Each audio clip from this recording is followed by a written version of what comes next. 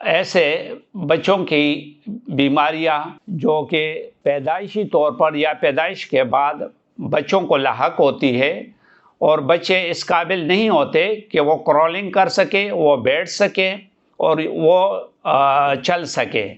تو ایسے بچوں کے لیے الحمدللہ ہم ان کی فل ریہیبلیٹیشن کرتے ہیں۔ ہمارا جو نالج ہے، ہماری جو اسکل ہے، ہماری جو ٹیکنیکس ہے، ہمارا جو مختلف قسم کی موڈیلٹیز ہمارے پاس جو مشینیں ہیں، ان کے ذریعے سے